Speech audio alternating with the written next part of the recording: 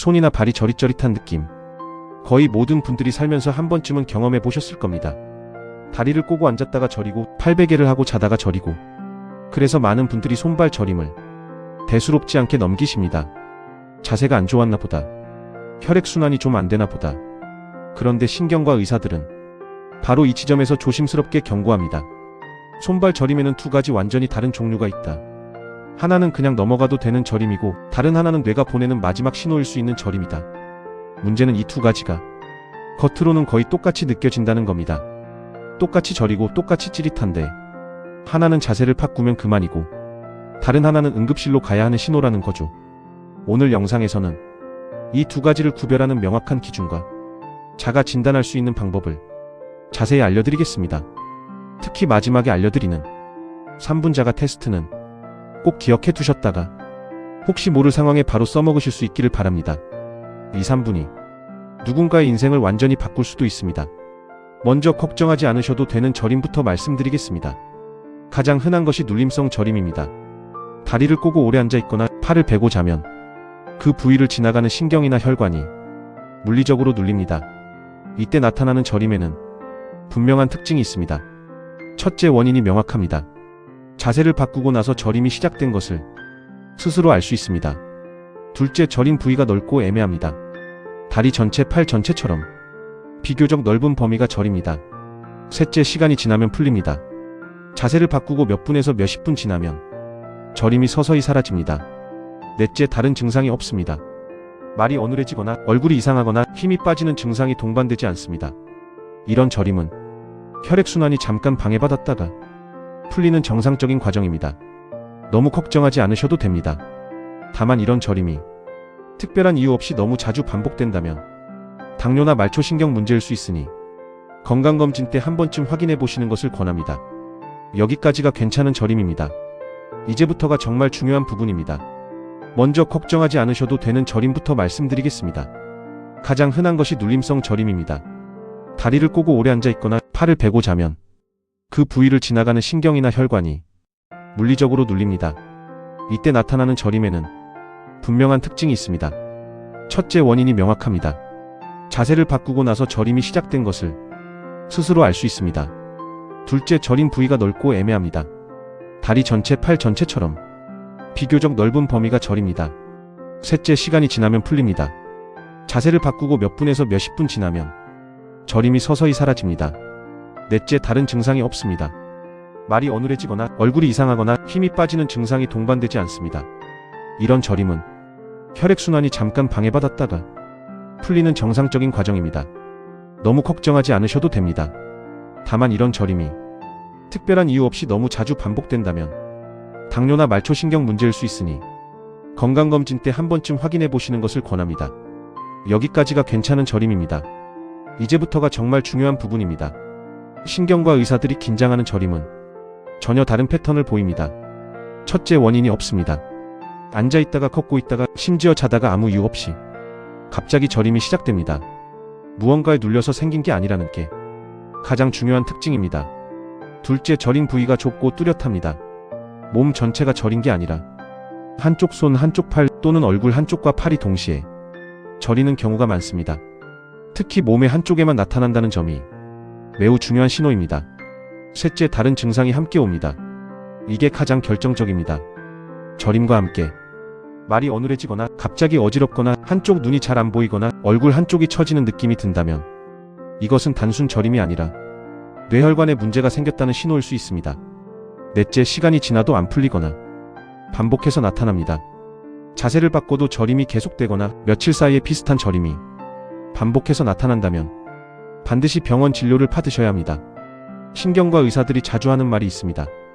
뇌졸중은 예고 없이 오지 않는다. 많은 경우 짧은 저림이나 어지럼증 같은 작은 신호를 먼저 보낸다.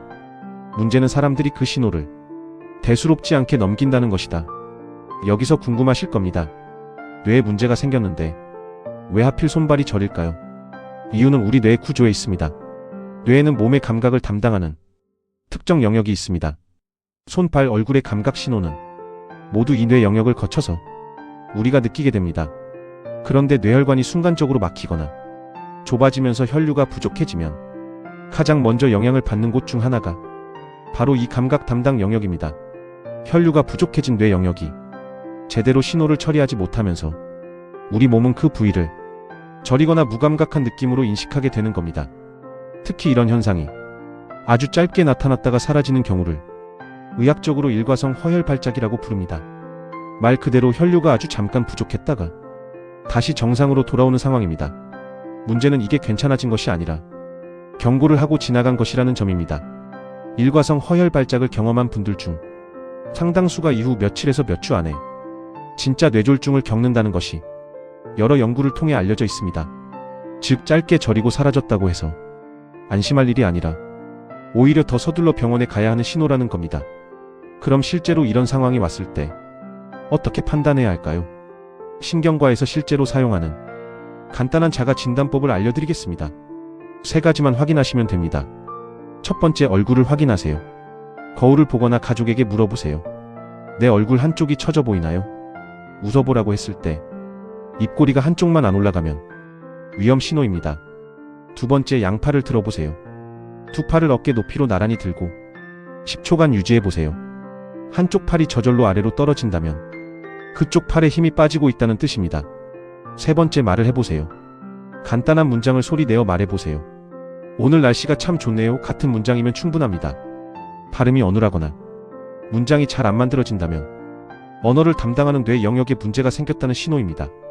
이 3가지 중에서 하나라도 이상하다면 지체하지 말고 즉시 119에 전화하셔야 합니다. 여기서 정말 중요한 것이 있습니다. 뇌졸중은 시간과의 싸움입니다. 증상이 시작된 후 치료를 받을 수 있는 시간이 정해져 있습니다. 이 시간 안에 병원에 도착해야 후유증을 최소화할 수 있는 치료를 받을 수 있습니다.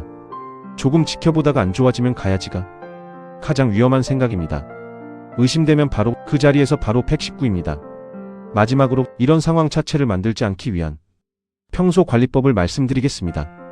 첫째, 혈압을 꾸준히 확인하세요.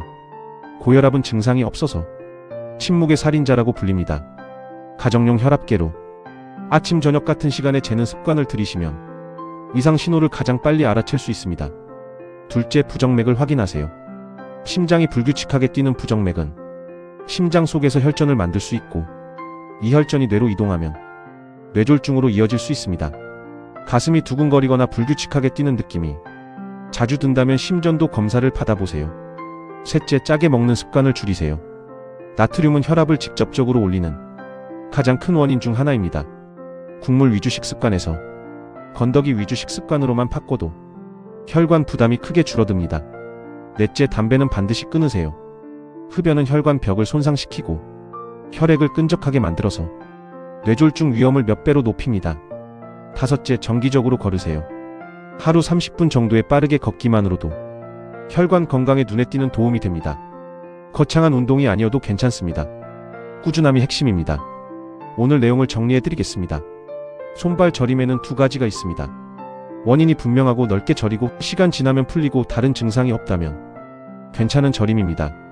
반대로 원인 없이 갑자기 오고 몸 한쪽에 좁게 나타나고 말 어눌함이나 어지럼증이 함께 오고 안 풀리거나 반복된다면 즉시 병원으로 가야 하는 저림입니다. 의심되는 순간 3가지만 확인하세요. 얼굴이 처지는지, 한쪽 팔에 힘이 빠지는지, 말이 어눌해지는지 하나라도 해당된다면 망설이지 말고 바로 119입니다. 오늘 영상 나와 가족을 위해 꼭 기억해 두시기 바랍니다.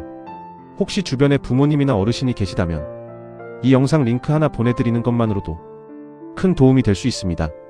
다음 영상에서는 자기 전에 하면 신장이 망가지는 습관을 자세히 알려드리겠습니다.